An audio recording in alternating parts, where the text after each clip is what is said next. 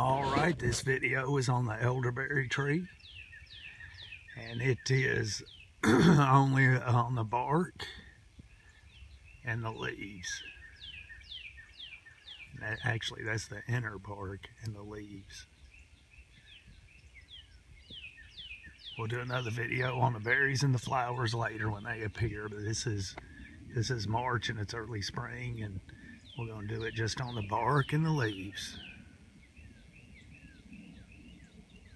It's a nice young shoots. See how them young shoots come up?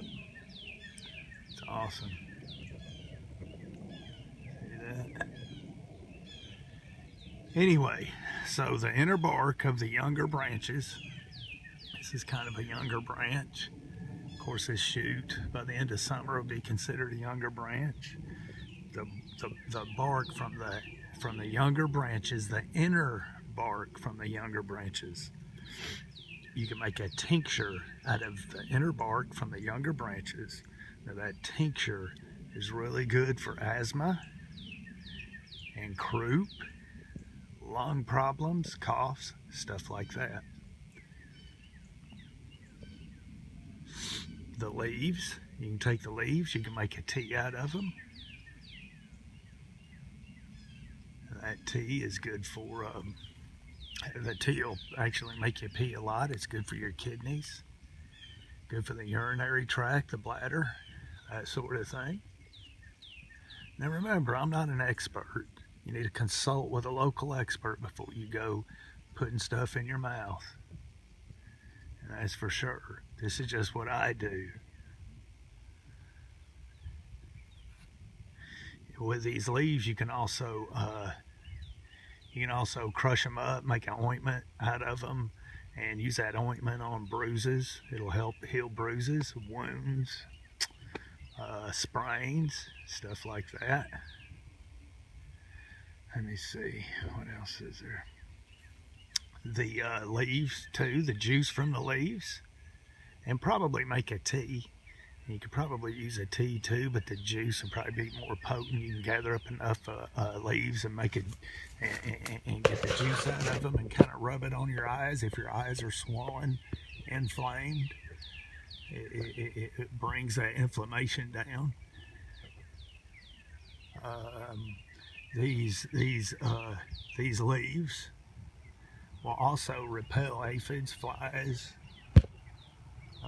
other insects. So you could take the juice from these leaves, or even maybe make a tea out of them,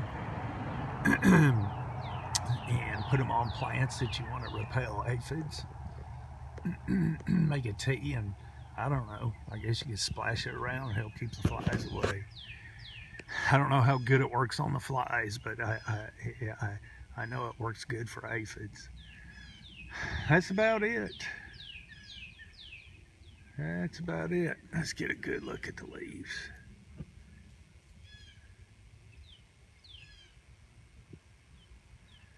All right, let's get the back underside.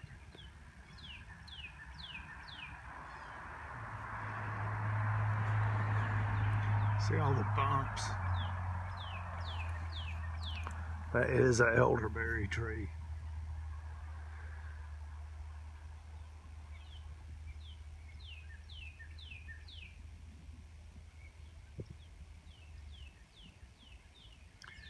So the younger branches, the inner bark made into a tincture, will help with asthma and croup, coughs and lung problems. Leaves, make a tea out of them. Good for the kidneys, the bladder, the urinary tract. Let me see, the leaves are also good to repel aphids, or you can crush them up, make an ointment, and help bruises, wounds heal better, sprains. Another thing is this whole tree, berries, bark, leaves, young shoots, whatever, the whole tree. Now some people, if you take too much or eat too much, it will make you throw up, and that is for sure. You eat those berries unripe, and they will make you throw up.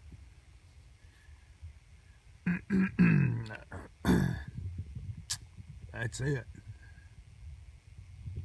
I am not an expert. This is just what I do. You need to consult with a local expert. This is the elderberry tree or bush, whatever. It looks more like a kind of an in-between. But that's it. Anyway, we will see you on the next one. We'll do a video on the berries and the flowers when they appear. This is March and they're just not out yet, so I did one on the bark and the leaves. All right, we'll see.